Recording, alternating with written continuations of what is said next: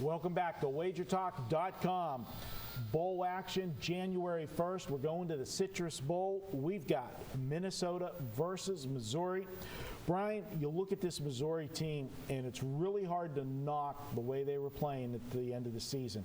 They won 6 in a row prior to the SEC championship game against Alabama. They went 5-1 against the spread, playing great football. And to me, it's real simple, the change with Missouri.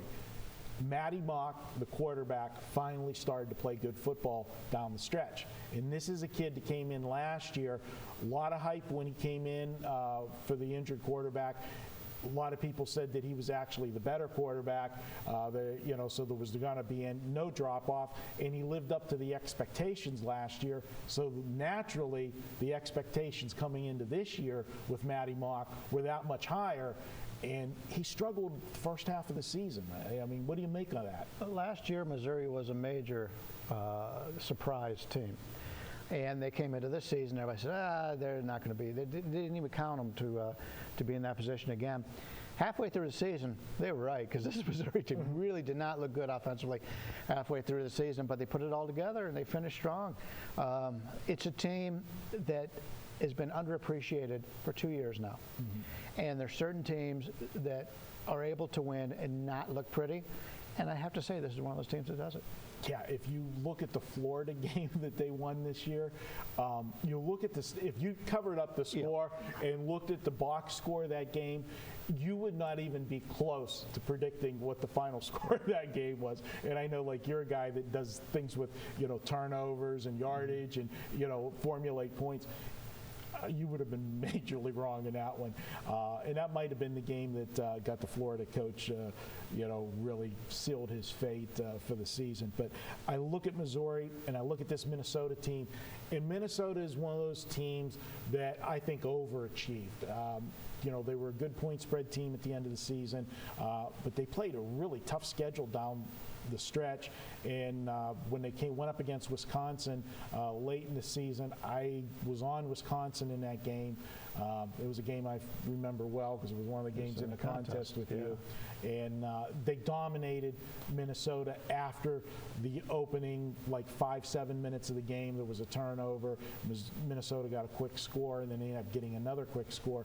And so Wisconsin had to play from behind. But once they got the lead, it was like they could have named a score, but Wisconsin just finished the game out, unfortunately for me, and didn't get the cover. But I just don't see Minnesota in this one matching up with Missouri. It's amazing how well you remember these losses.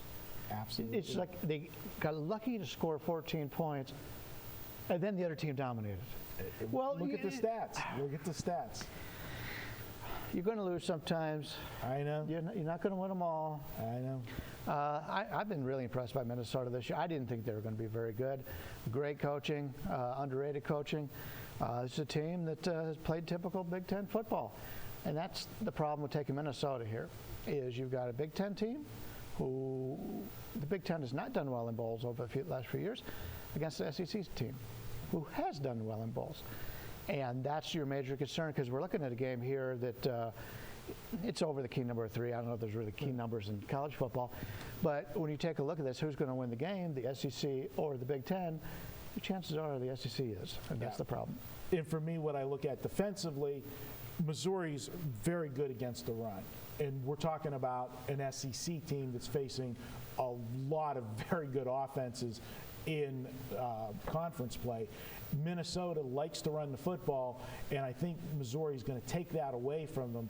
And when that happens, that's when I think the game can get ugly for Minnesota. They need to run the football to be successful in this game, and I just don't see them doing it. What's your thoughts on the total here? If you've got a team that wants to run the football and can't, you got a Missouri team we've already talked about. They're hit and miss offensively, but defensively they're very good. Maybe correlated parlay somewhat on the under here. That would be the correlated parlay way to go, is because if Missouri's going to dominate the game the way I see it, I see them winning it in a lower scoring game, as opposed to if it's a shootout, then it favors Minnesota. If it's a shootout, it's because Minnesota's been able to run on them. Absolutely. So definitely, I say to go ahead and take Missouri in this one, lay the points in the Citrus Bowl. And guys, don't forget, if you want to come on board for a weekend all-access package, Thursday through Monday, get all of our plays. Pick your favorite capper, get $69, get you football, basketball, that's both college and pro, and if there are any 5% plays during the weekend, you get those in that package as well, all for $69. And don't forget, check your account. If you're a registered member at wagertalk.com, Santa Claus left a $10 gift for you in your account. You can spend it any way you want at wagertalk.com. All right, we're going to be right back. One more video for you. We're going to take a look at Iowa at Tennessee. That's up next. wagertalk.com.